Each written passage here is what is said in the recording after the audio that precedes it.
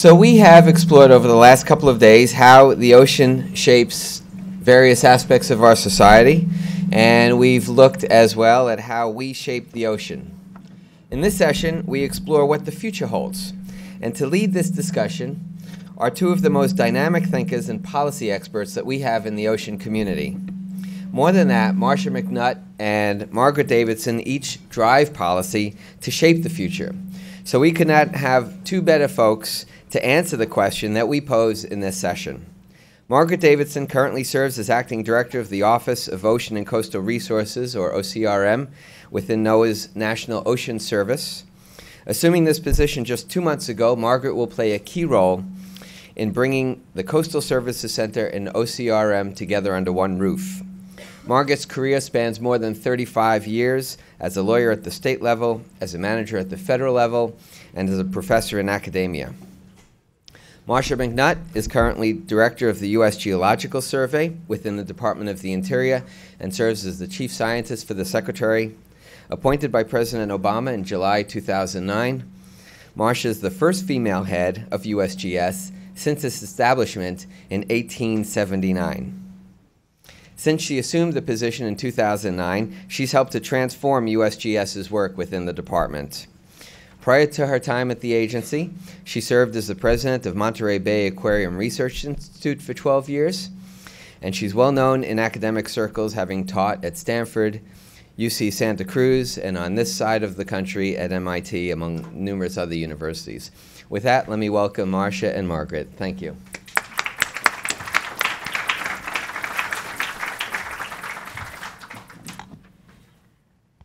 Well, good morning, everyone.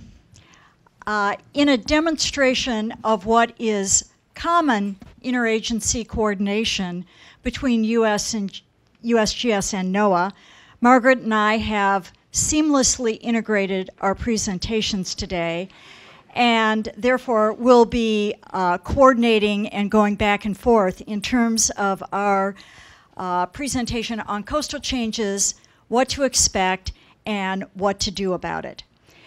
Now, we recognize that in talking to you today, we have a very sophisticated audience that already understands quite a bit about the coastal zone and what's happening in terms of coastal changes.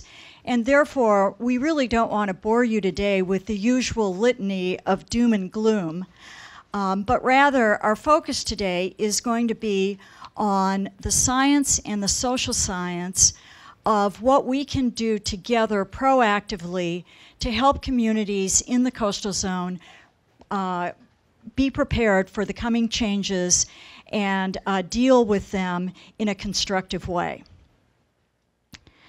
So here's just a sort of rogues gallery of what we can expect in the coastal zone.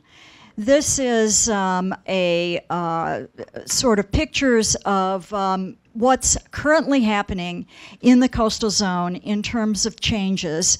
And in terms of these changes, in some cases, several of these can be happening in the same place at the same time. And we are seeing these changes happening sometimes with increasing severity, and more of them will be happening in the future. Now, exactly which of these changes are happening, where they are happening, and how rapidly they are happening, and what we can do about them is the role, of course, of science and the role of prediction. And then, of course, that's the first step in deciding what to do about it. So the first thing we need to do, of course, is have good information in order to do prediction. Now, the upper two diagrams here are from eastern North Carolina, and the one on the left shows a 30-meter digital elevation model, while the third on the right shows a 3-meter LiDAR elevation model. And if you focus in, for example, just on the lower part of the diagram, you can see big changes. They both have the same color scheme. Big changes in the two elevation models brought on entirely by the difference in resolution in those two models. Now, exactly what kind of coastal changes can be expected for eastern North Carolina and what one would predict as sea level rises, of course, you'd make the wrong predictions if you were only constrained by the 30-meter digital elevation model, whereas the 3-meter LiDAR model will make much more accurate predictions for North Carolina. Now, on the lower left, the real-time storm surge monitoring is another piece of information we have, which is very important for hurricanes and severe storms to tell us what's happening. And on the right, we have water level monitoring, which is another part of our important infrastructure that the USGS maintains along with NOAA and other partners. Now, the point of showing you this slide is simply to say that it is the legitimate role of government to maintain long-term national data sets in order to provide information that allows us to make decisions and make predictions about what's going to happen in the future in the coastal zone. We need this information for situational awareness, for things like hurricanes and storms, but we also need it for long-term predictions for what's going to happen for things like sea level rise and coastal zone changes.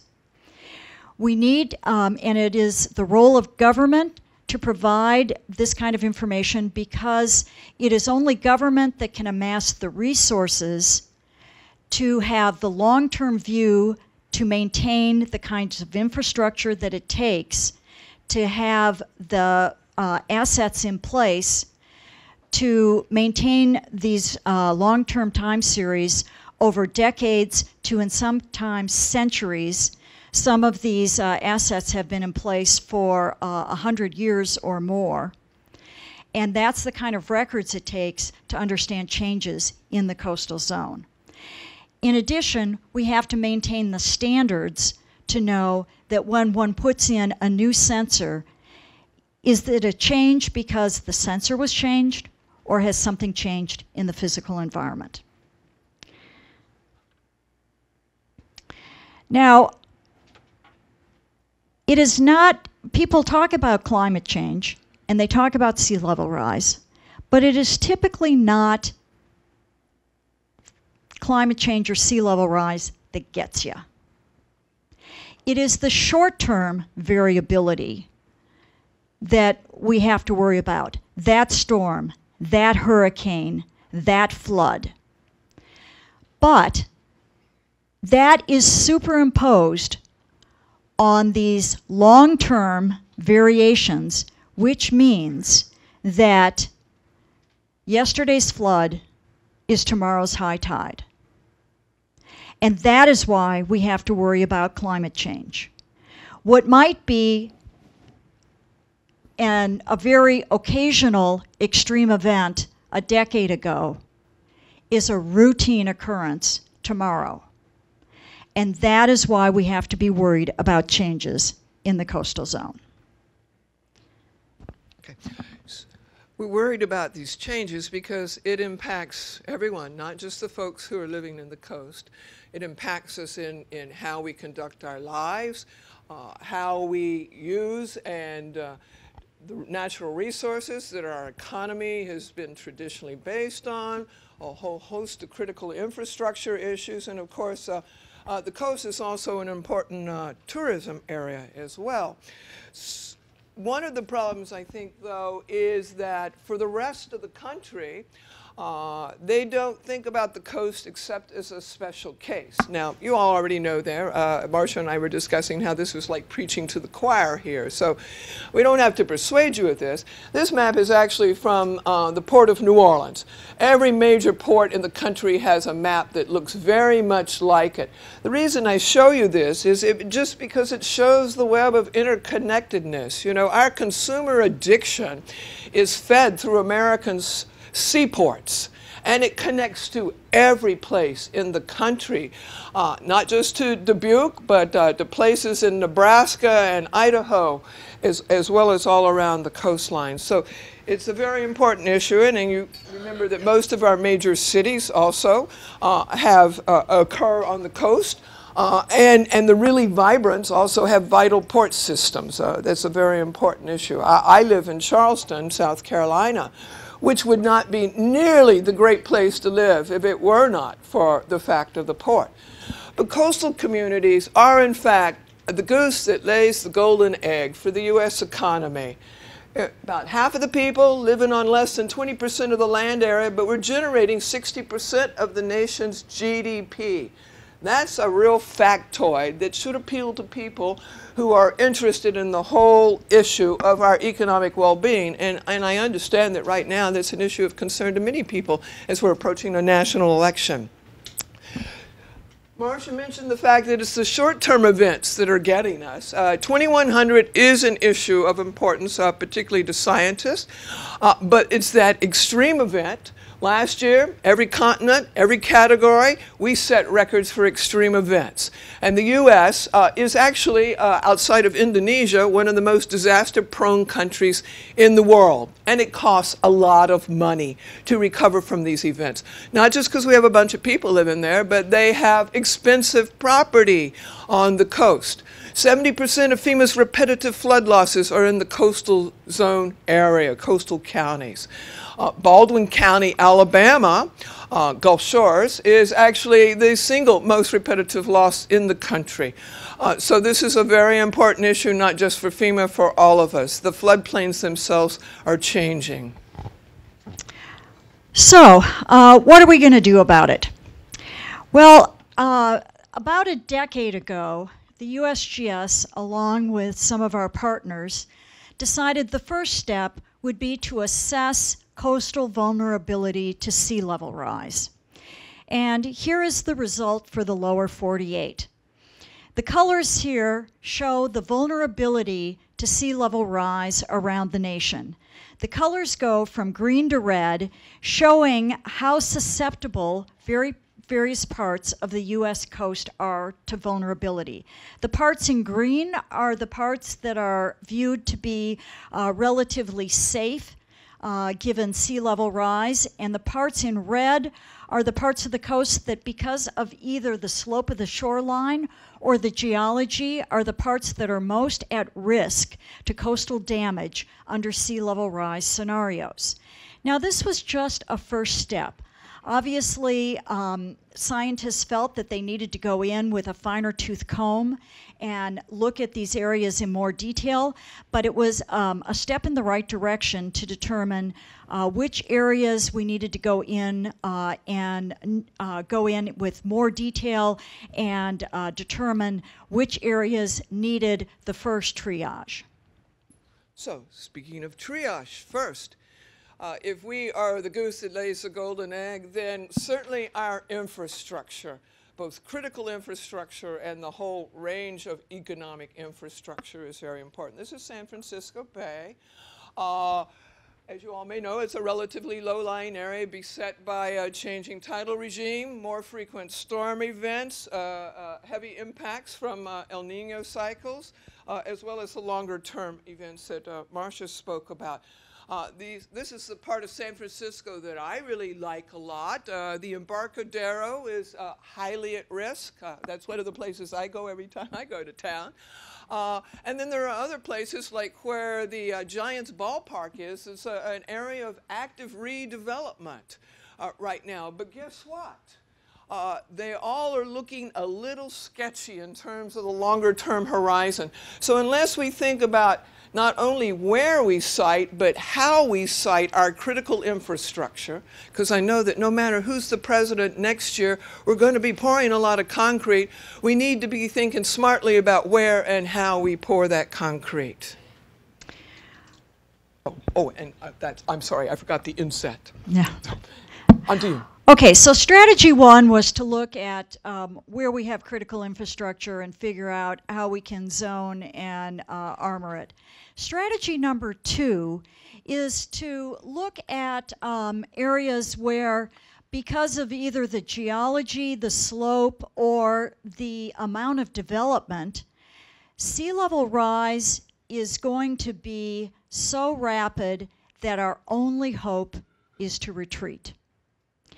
And one area that the first assessment identified as being basically beyond hope is the Outer Banks in North Carolina.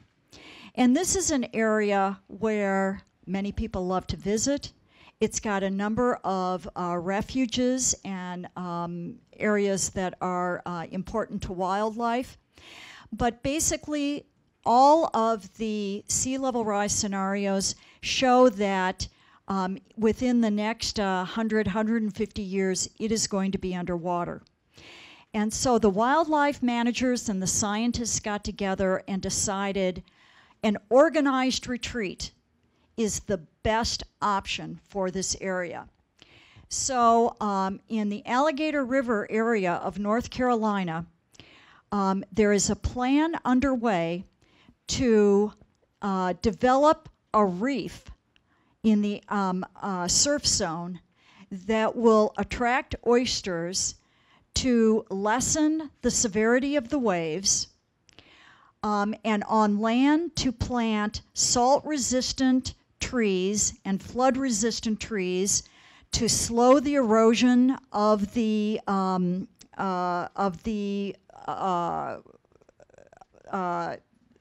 erosion of the landscape, and to provide natural bridges for the wildlife to retreat inland. This is a place where the endangered red wolf, which is one of the most endangered canids, has been reintroduced and where it's making one of its last stands. And it's important to provide a way for this animal to migrate inland. And the wildlife managers and the scientists understand that this is an experiment. It may not work, but they would rather try and decide that they have done their best to make an organized retreat rather than sit back and do nothing. And strategy number 3 is to restore natural processes. We know that in many parts of the coastline, there is actually a chance that the coast itself will keep up with sea level rise if we can only restore natural processes. And in some cases, the reason why the coastline is eroding is that we ourselves have interrupted those natural processes by blocking natural supply of sediment to the coast by damming rivers. And so in the Pacific Northwest, there is actually a plan to bring down dams which have outlived their natural usefulness because they have silted up with so much sediment that they no longer can store any water behind them anyway. So the Elwha Dam has now been taken down and sediment is now being brought back to the coastline. Another positive aspect of taking down the dam is natural salmon runs are now being restored to this river for the first time in 40, 50 years. So there are positive aspects both to the salmon and to the sediment, which is important for the coast and for the fish. It's also important, of course, for the coastal communities. Those of you who are from the Pacific Northwest know better than we do about how important salmon are. Salmon, of course, are culturally as well as nutritionally and economically important to First Peoples. Salmon is also an important element of recreation and tourism in that part of our country, in that part of the Northern Hemisphere.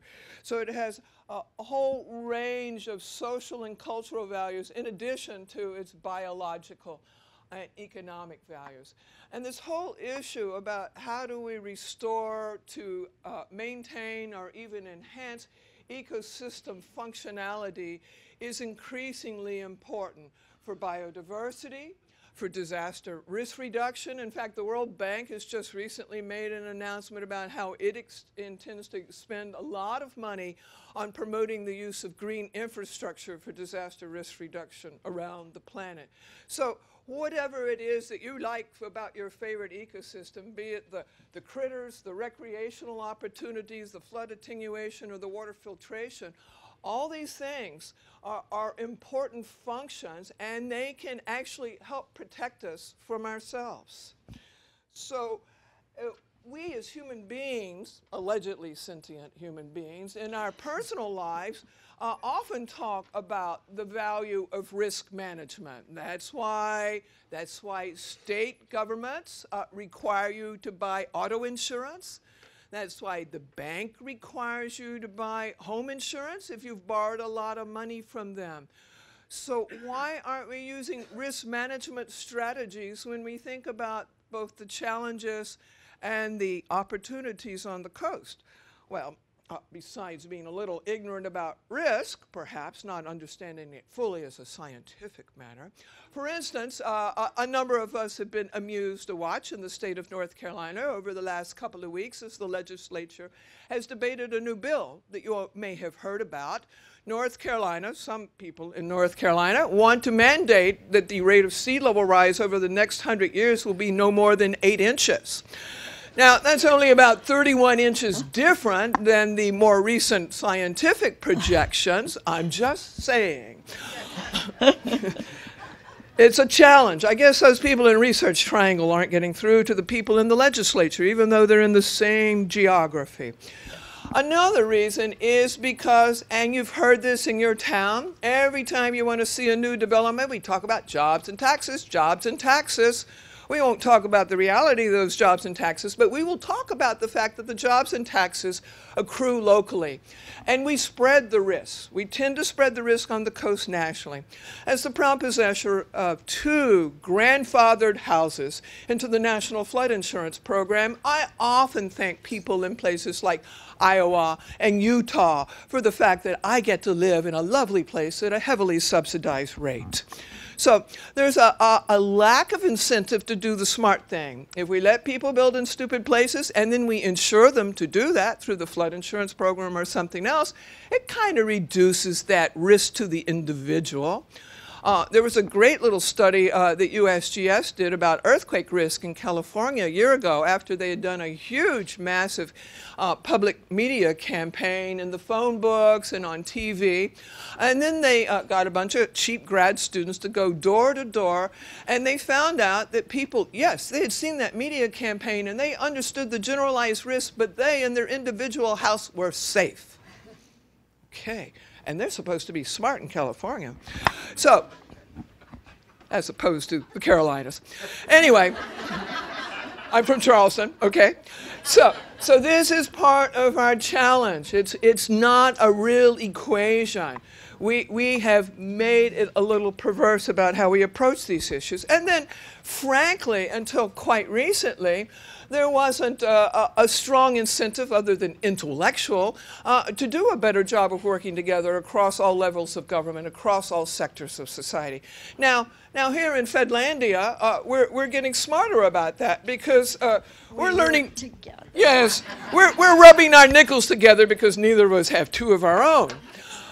And of course, the people at the state and local level have actually been feeling this for a number of years already. So the ride's just going to get a little rockier as we roll forward. So what is it that we can do? Well, first, we could start learning from our mistakes instead of making them again. Oh, yes, that's the scientific method, isn't it? Okay. We could figure out who's doing what, with what kind of resources, and how we can leverage that. Craig Fugate over at FEMA talks about the importance of engaging the whole of society. Well, that's what we have to do, too. We have to quit partitioning ourselves. I'm a scientist. I'm a coastal manager. I'm a floodplain manager. I'm a fish manager. I'm a port manager. I'm a Chamber of Commerce business development person. You know what? We're all in the same boat. And that water level is rising. So we need to figure out how we engage other folks to realize that they should be interested in the things that you are already interested in. Of course, we have to have leadership. That's very important. We have to provide coordination at all levels. We have to be more user-friendly and accessible even when we're smart. That's a big challenge, I think, sometimes. And of course, we have to communicate early and often.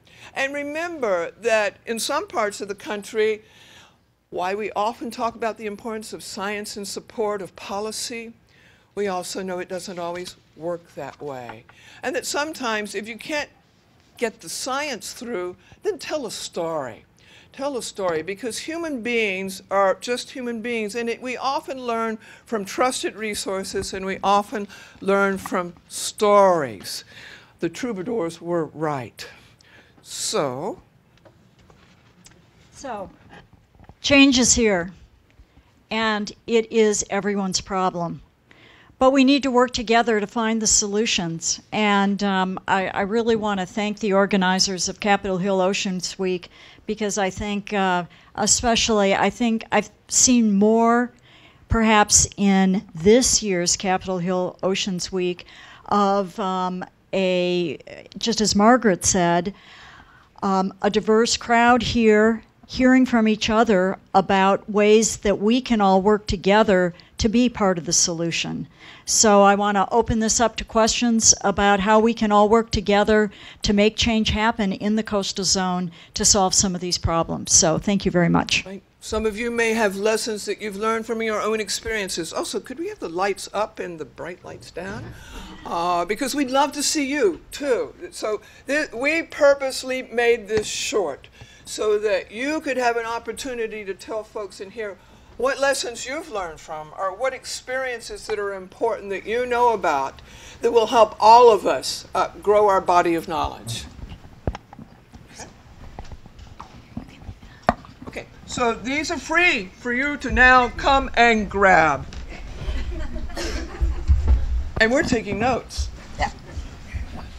I'm from the government. I'm here to listen.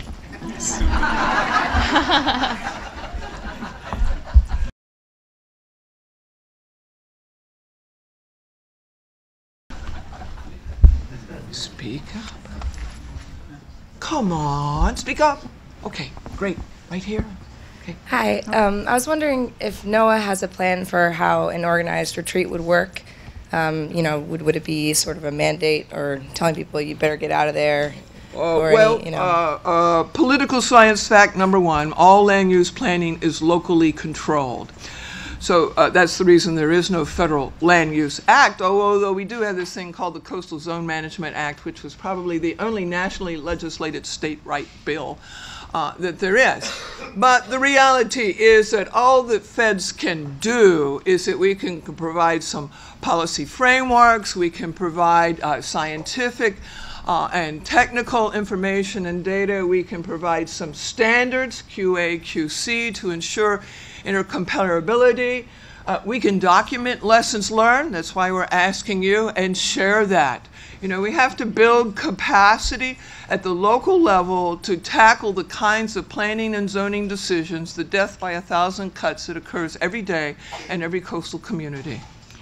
Yeah, if I can just say, if we take a page out of the earthquake book, which is a little bit easier because it's not quite so pervasive as the coastal problem. What's been done there, and I think a little bit, perhaps somewhat effectively, is to say the government, like the USGS, comes in and they map the fault zones. And they, so like the coastal zone, like the vulnerability, they map the risk. And then they say, okay, we aren't going to say that no one can live in these zones, but they work then with the engineers to say, based on the risk, here's what the building codes would need to be in order to be in the certain risk zones. And so that then goes into building codes and building standards in certain areas over certain lifetimes of buildings. And then, so you don't say to people, you can't live here, but if you are going to build a building here, here's how it would have to be designed to be in this area. And that then allows people to be safer in those areas. And in some cases, communities have just decided, like in areas around the San Andreas, we're just going to turn this into a park. It's easier. Thank you. Microphones, move. So, yes, Marcia and Margaret, thank you very much for both an entertaining and thought-provoking presentation. I'd like to touch on just a couple of facets. I'm Jerry Miller. I'm the science and technology guy for ocean sciences at the White House Office of Science and Technology Policy. So we're engaged in the ocean policy activities of our current administration, and hope that we are providing a good S&T basis for decisions that will have to be made not only at the federal level but state and local levels. Margaret, you talked about the recent developments in North Carolina. I'd like to highlight an ongoing activity in the state next door, not in South Carolina, which is also my home, but Virginia. Hampton Roads, Virginia, the Tidewater area, is facing a sea level rise problem. And my understanding is that the local governments recognize that they have a problem. They've teamed up with experts, for instance, at Old Dominion University, and they are now beginning to lay the groundwork for addressing their coming sea level rise problems.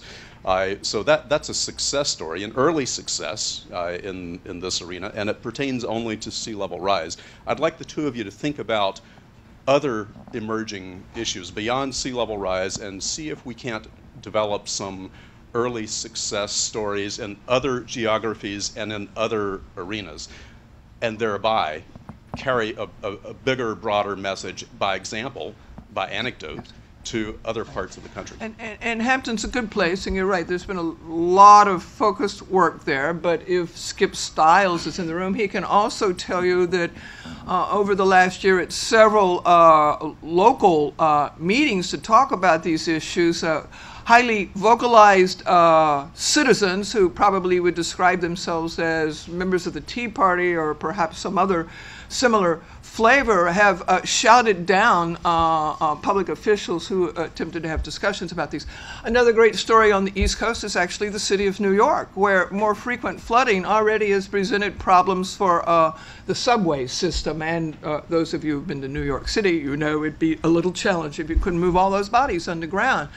And a number of agencies, beginning with the city of New York, did a great job of hustling feds, a number of fed agencies, and Columbia University, to put together some background information, some scenarios, not just about sea level rise, but in fact about these more frequent flooding events.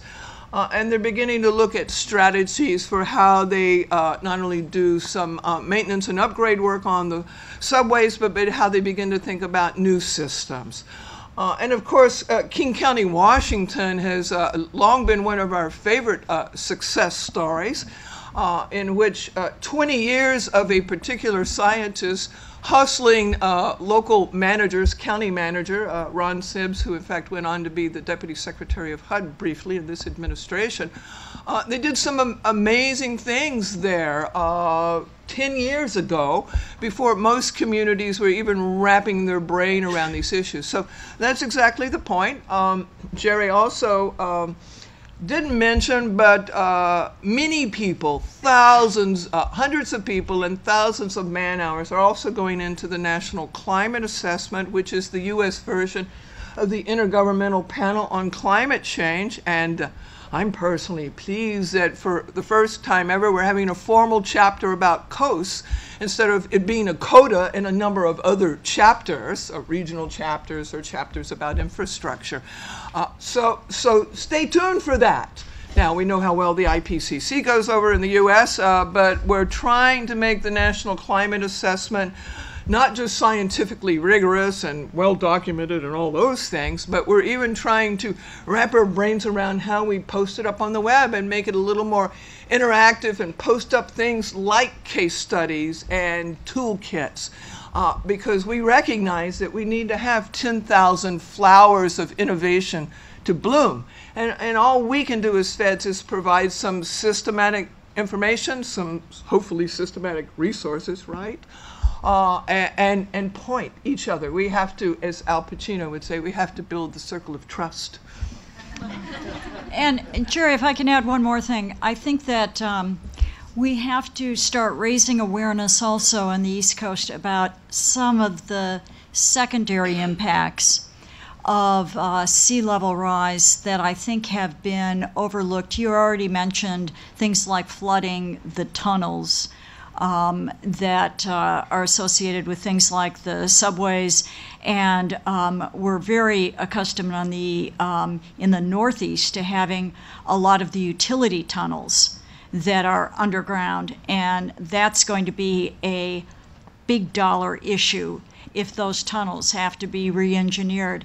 Another issue that I think people have to have on their horizon is the fact that the recharge of the aquifers on the East Coast is dependent on the gradient between sea level and the on-land freshwater aquifers. And as sea level rises, that gradient decreases, and the rate at which our freshwater aquifers decreases. And we're already over-pumping the aquifers relative to the rate at which they recharge. And the fact that they're going to recharge at an even lower rate means that we are going to be in a losing battle in terms of our freshwater supplies. So that's... And all those issues roll up quite nicely in South Florida, where every one of those challenges is already present, and where, despite some of the challenges in Tallahassee, 5 counties in the South have gotten together to form their own regional climate planning council. And they're doing some very interesting things. Of course, if you run out some of the projections on South Florida, you could see why they might take this very seriously. Other questions? Okay, can we get some microphones? Okay, and then over here, I got a couple of people. Hi, I'm Tracy Rulo from the National Weather Service. I wanted to thank you for talking about risk management and risk assessments. We talk a lot about that, as you know. Margaret's smiling at me. A big focus, we're struggling to deal with how people perceive risk and how we get them to act on it. Now, at the Weather Service, of course, our events are much more immediate and much more, I think, compelling to get people to act, and yet we still have a problem getting them to act safely and sensibly. So I wonder if you could comment on how you might change these sort of short-term strategies, or how you might address the sort of, these are longer-term issues that we're dealing with. The risk is less visible, less immediate, and we're asking people to do things like move out of their homes and build differently. So it's easy in some landscapes in which folks have been on that landscape for some time, and they feel a very visceral daily connection to the ebb and flow of life. And even if they're not on the climate train, they do get that the fish are different, the wetlands are different, or they're seeing more flooding. And the problem really becomes, in many cases, our more urbanized areas where people don't have that own anecdotal set of information to work from.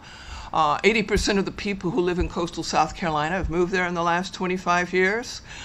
So it's really very difficult sometimes to get them to pay attention. That's why I speak about the importance of telling stories. There's actually a meeting next month, a big convocation again here in DC, the First Peoples Climate Stewardship meeting, which I think will be a really great thing because, as I've said, there's some great stories out of folks who've been on the landscapes a long time. It's us relative newcomers that we have to figure out how to do this. And since I live in South Carolina, I know it's not always the best way to stand up front and show them the science. That, I spend a lot of time eating bad breakfasts with Rotarians. Why do I do that? Not because I like bad eggs, but because those are the kinds of people who sit on planning and zoning commissions, or who sit on the Chamber of Commerce committees, or who sit on local land trust boards, the invisible interlocking directorate that shapes everything about our lives. Because most decisions about where and how we live on the landscape are made a long time before it ever gets to the pre-planning meeting with the public agencies. You know, a new developer has already cut the deal with his banker while they've been out playing golf before any of us in the public sector know about this. We need an intervention strategy as we go forward, because waiting until we know about these challenges is often working behind the horse, and we know what horses do. Yeah, I agree with Margaret. I don't think that, I heard a very interesting presentation from a professor at Harvard by the name of Gilbert, who actually is an expert on the origins of human psychology, who basically said that humans have evolved to respond to the here and now. And he basically said that it is going against every instinct that's been bred in us to expect humans to suddenly, within anything we do, expect us to suddenly react to something that is slow and evolving.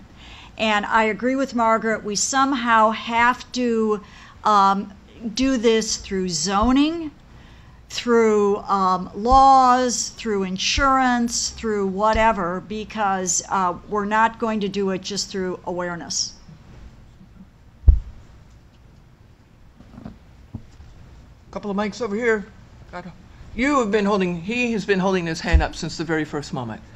Thank you. Certainly. One of the, Tom Ramsey from the Image Center, we've been doing a lot of work and lecturing on the coastline.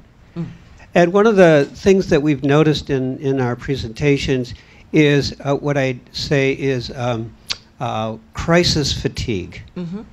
And so we focused a great deal on, first of all, why do you care? The Appalachians used to be as high as the Himalayas, and they form our barrier islands. Well, you didn't know that. So you're living in the Piedmont on the ancient mountains of the Himalayas. So there's a way to connect people living further west from here with those that are living by Ocean City. The second thing that happens is, so how does one talk about issues in communication where there's this fatigue? I read that the rescue dogs in 9/11 were getting depressed because they weren't finding live bodies. So some of the rescuers went and hid so they could have a success. We as human beings need it even more. So one of the things we've tried to do is to stop any conversation about what's wrong and focus on what's missing. And by changing the conversation to say what's missing, you can fix it. If you say what's wrong, you have to blame someone else or yourself. And so I think there's a lot in how we speak to one another. One other thing, when we use an I message, people can hear it. When we use a you message, people shut it down because it sounds accusatory. So I think there are things we can do at the level of psychology to start changing so we can translate science into understanding, into action. And a lot of it has been through blaming and worry and concern, and people cannot hear it anymore. I was going to say, I couldn't agree with you more. You know, when we were talking before, in the session before this, about why aren't the films having their effect, there was a very interesting study done about, by the hotel industry, about how do they get people who stay in hotels to reuse their towels. Okay, a simple thing. How do you get people to reuse their towels rather than to throw them on the floor and make the hotel wash them again? And what sort of message do you give them? And so they decided, okay, well, we'll just ask a bunch of people. We'll try putting different little messages on cards and see what it is. And people were very, very surprised as to what kind of message it was that actually prompted people to reuse their towels. And they found that they really had to bring it down to a local level. When it was, we're trying to save the planet, that didn't seem to get people to relate to it as much as making it a local issue. And so I think that there's a big message in that for everyone, and I think that's one reason why when we saw on the report card the other day, local and regional and state coastal efforts are having a bigger impact too. That's what I call the Mary Poppins principle. A spoonful of sugar makes the medicine go down.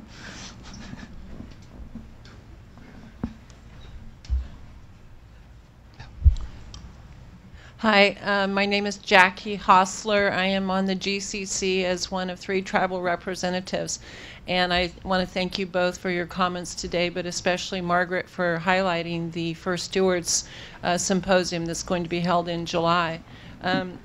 The title on the book, and Chairman Micah McCarty is behind this, from the Makah Nation, Coastal Peoples Address Climate Change. And I'm sitting here wondering what the outreach has been to tribal communities in sea level rise. We're on the West Coast. My tribes are on the West Coast that I work with. But we're dealing in California with the Marine Life Protection Act, and we're dealing with tribal communities not having a place at the table, but being fit into a framework that was scheduled without their input. And so now we're trying to create MOUs with California Fish and Game to deal with cultural landscapes, to deal with traditional science and Western science. So I think that's really important to incorporate that now, and I'm just wondering if you can share anything regarding those efforts. I know less about those efforts, but I can tell you we're learning. I've been involved for the last year plus with something called the National Fish, Wildlife, and Plant Climate Adaptation Strategy. And it is truly intergovernmental. Why there are Fed co-chairs, there's also a state co-chair, and there are 3 or 4 representatives from various tribal coalitions. I guess that's the way I would describe it. And I have been actually talking about, to me, the value of that experience has been to see how powerful that is, and how we probably need to take that and use that on a couple of other really pressing topics. I believe that anecdotal information is very important. Just real quickly, 3 years ago, I guess it was now, I spent a long time in South Louisiana, and it has many challenges, not all of which are born out of climate, some of which are born out of river channelization, some of which are born out of our addiction for carbon-based fuels, and some just profound politics. And people are being pushed off the landscape there. And I was talking with some other folks about how similar the issues were between people in the north coast of Alaska and the southern part of Louisiana. And I offered to put money on the table to have an exchange of village leaders so they could talk about their respective challenges. Because for some of us, this is a hard issue because it has a lot of financial consequences, but we don't have the same emotional connection to the landscape as these folks. And that went very well, and what was even better about it, in one sense, was not long after they had had their second exchange, going first to Alaska, then coming to South Louisiana, there was this little oil spill in the Gulf of Mexico. Well, it turned out that those folks in Alaska also had some knowledge to share with those folks in South Louisiana. So much as we send some bright, capable people all around the planet to do cultural exchange, I was a Fulbrighter once in Thailand. It was a transformative experience. I think we need to do more of that kind of exchange, working through organizations like Council of Mayors and National Association of Counties and other recognized groups so that we can have a multiplier effect. I think that's very important. Marcia? Yeah, I was going to say I don't know of any specific projects USGS has in California that have involved tribes, but certainly in Alaska, the tribes have been front and center in our sea level work there. And in other climate change projects we have, particularly in the desert Southwest, the tribes have been main drivers and main beneficiaries because the huge issues there have been, of course, in the dust issue, the loss of the perennial grasses, and what it's meaning in terms of the future of the rangelands.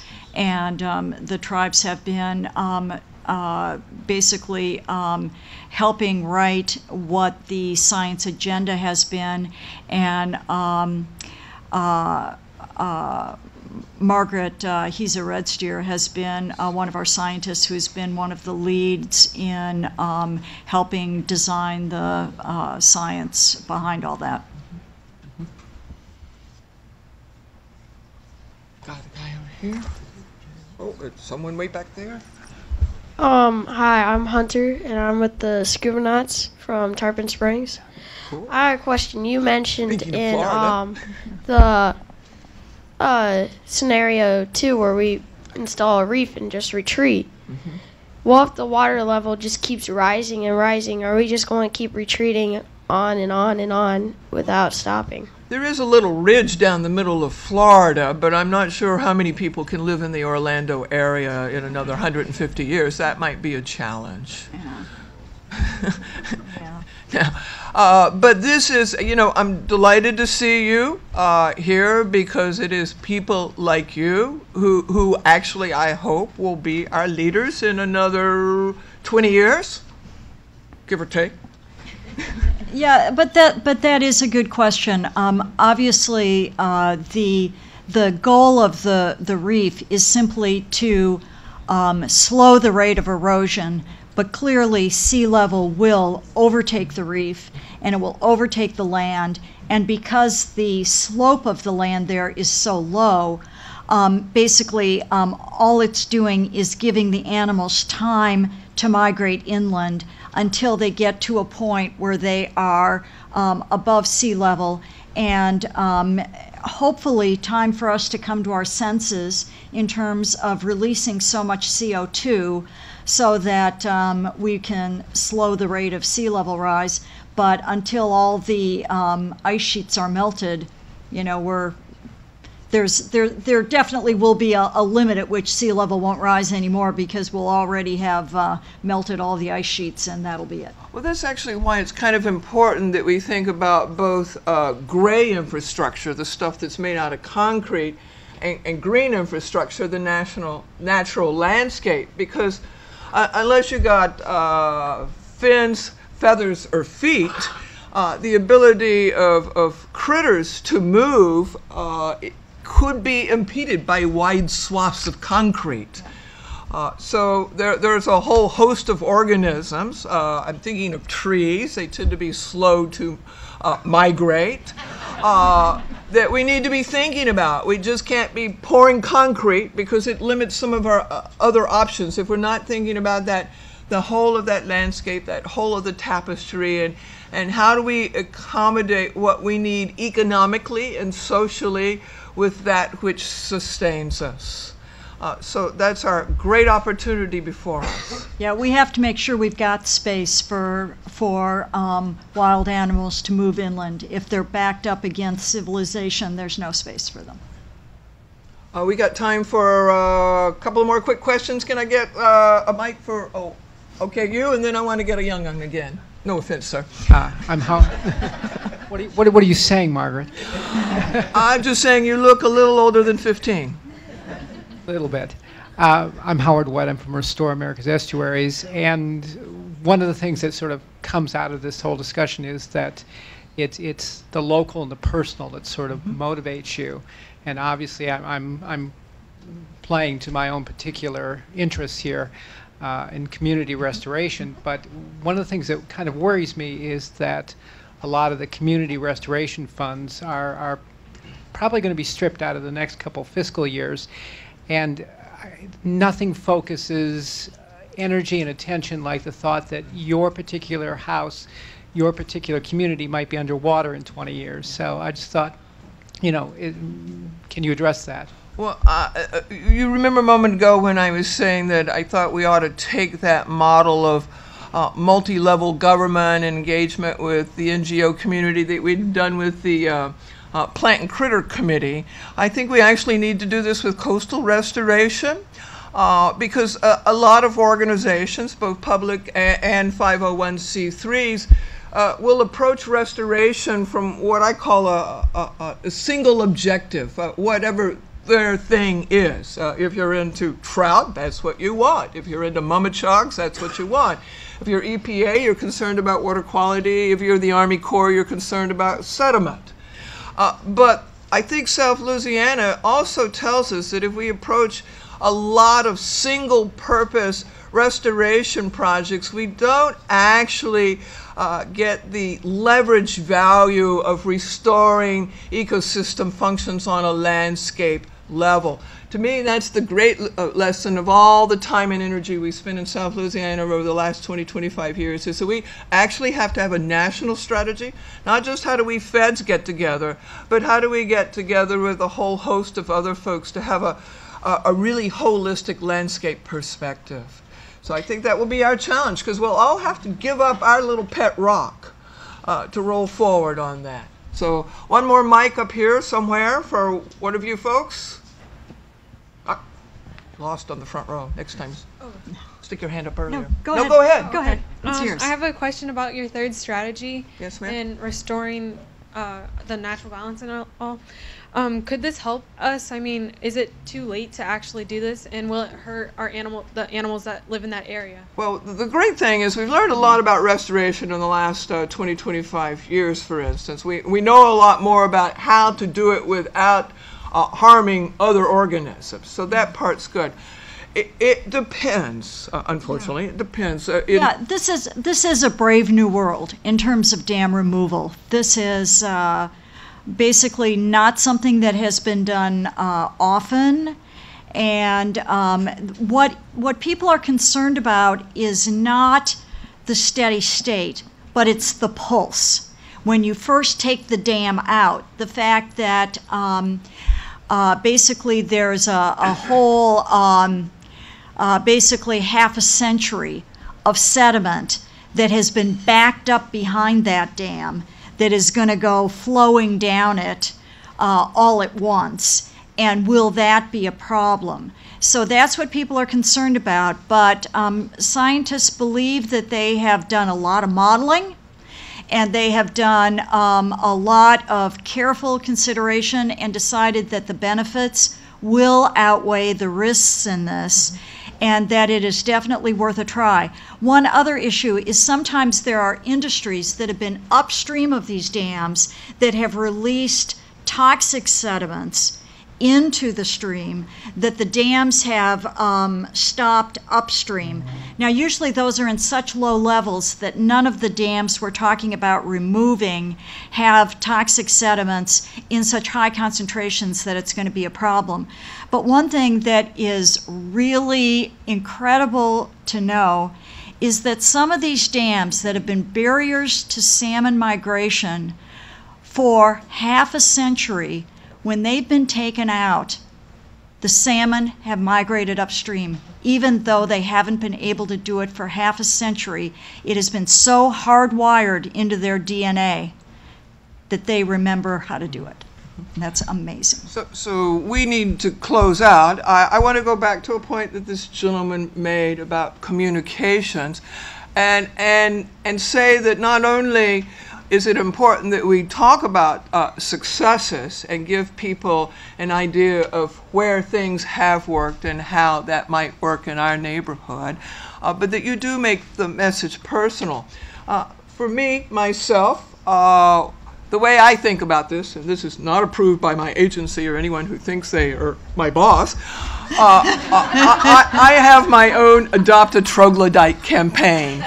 Each one teach one, in your family, in your neighborhood, in your church, synagogue, or mosque.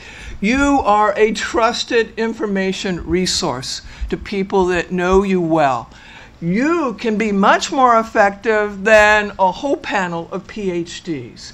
If you recognize that if you just take on one person, I grew up in Texas, so I have some troglodytes in my family. If you just take on one person and bring them into the discussion and actually have a real discussion with them, you know, not only could this room be bigger, but it could be more diverse. And we could do this in other geographies besides the nerve center of the East Coast. Thank you very much. Thank you.